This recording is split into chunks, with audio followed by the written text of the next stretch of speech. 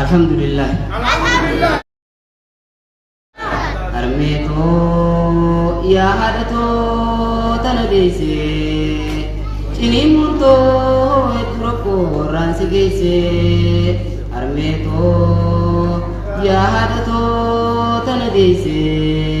cinimuutoo dura kooraan si geesse.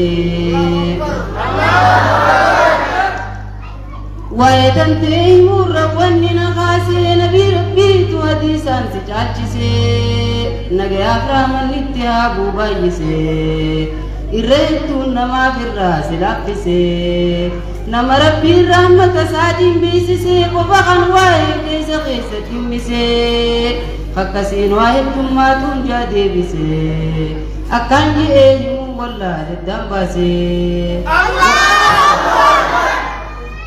Waayitantee wallaalee ammaa cinaa dhiisiin isfiinsituu yoomiidhumaa naa gammadii hamtuu singartuu gonkumaa halkanii fi guyyaa kadhaan tootanumaa isaaniin kadhaawu qurratti raamumaa jee duraanii rabbii keenyaan hodhaamaa kadhachuu fi qabna namuu ammaa ni keebalaaf rabbiin nu seene baay'amaa. Rabbiin haqa fi dubbateeti haqa alaabaa itti aansanii beekana. Saniif haadha abbaa keenya kana keessa rabbi asxaan obboleeyyan biyya. Nabii rabbi sallallahu alaihi wasallam gaafa tokko minbara ol koreeti taraa sadii amiin amiin jedha. Hadiisa waan namni ittiin beekamu osoo ijoollee daa'ima keenya ni beekata. Akkasiin itti kenne ol beeti taraa sadii amiin amiin jee maaliif amiin jettee saabaan gaafatte gaafammanni saabaadhaan ummata goota jeedha dhiisi isheenii waan jeebisumaaf beekaa jaanii nuti ni gaafata maaliif amiin jettee jaanii akkana jibriiliin na dhufee sadarkaa haadha abbaadhaan natti himee nama jiini ramadaanaa isarra dhufee ramadaana kana waan inni fedhuun akkama jarri gaggeessitoonni keenya asirra jechuu jiran kana shurbaa fi buskuut maali waan adda addaa takkaa jira waan gisee biraan dhaqqabne akka soomana keessa dhaqqaban takkaa jira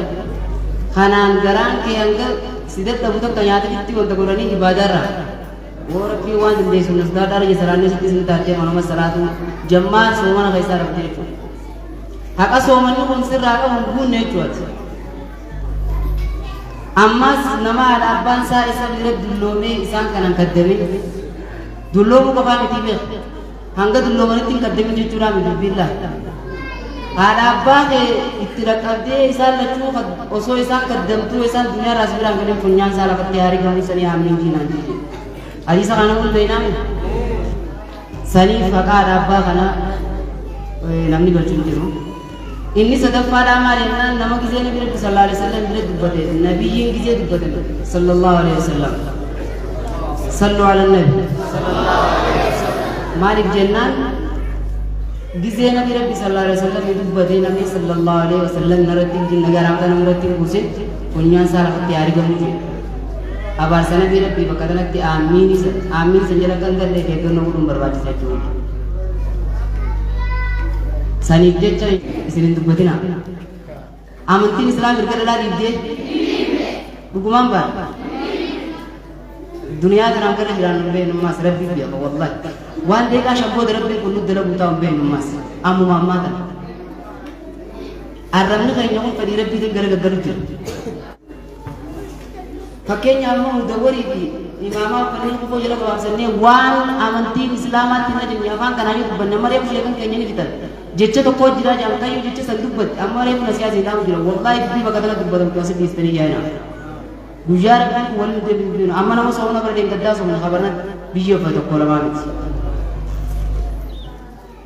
jecha tokko jira kan namni hoggaa dubbate jecha san hin jaannam keessa fagaata ammaas kan jechi tokkichaan san roggusuma qee baramummaas jecha khayrii dubbatti hamtu dubbatte tanaaf nabi rabbi sallallahu alaihi wasallam hadiisa bareedaa hadiisa sahiha san maal jedhe man kaana yu'minu billahi wal yawmil aakhir maal jedhe فليقل خيرا أو ليصمت نمني ربي بيجا قياماتي أماني وخاو مخيري أدوبتو وخاو قال يوستي ونسكت ومان هيتي وان كيري بجو بليت يا جولي تي يتشملني والله مين أمم على يعني برج أبو جول سندري يا كلمتي صاحب بدا فلينظر أحدكم من يخالف رسول الله صلى الله عليه وسلم tokkoon keessan nama saahibaa irraa ilaaluun fedha saahibaan nama jennu isa dhugaan isin hima duniyaa kanaan gara jiraan nu beeknu kophaa ta'e ati yoo rabbii jecha saayoo badaa rabbiin nama isa caalu bakka sii buusu rabbii jecha saayoo badaa dhiisa baleessa qaji maal sii godha rabbiin nama isa caalu bakka sii buusaa jeman daraba shay'an lillaahi awwadahu allahu khayran ni beektan kana hadiisni kun akka ganam laakiin hadiisa dhibba beekamte tokkichaa beektu dalagu bu'aan kana duuba shari'aan islaamaa amantii islaamaa dhibbee jirti jettee bakka kanatti waan hin juwallaalee ture wallaahi billahi nama hijaaba uffatee deemu kan miilli sii mul'anne kun amma akkam jettee itti dubbatta nama kana sidiba hedduu sidiba saniif jecha bakka kanatti ima jarri keenya jarri dhiiraatis akki jaan namni kun akkuma ibin fedhutti yoo diikanaan akkaan ibin fedhuttiin deemoo jiraate akka ibin fedhutti osoo hin ta'in shari'aa kanaan buluun nurra jiraatu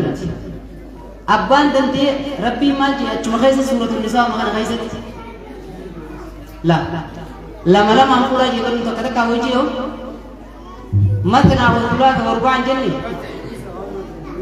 quraanaa jedhamu hafeeru lama lamaan fuudhaa fuudhu saddeet ilaan gaafa dhaqe mani beekti maju namoonni beekan amma ilaan gaafa hanga dandee fuudhu hanga fuudhe garuu immoo wayin khiftum allaa ta'dilu fawaahidatan bakka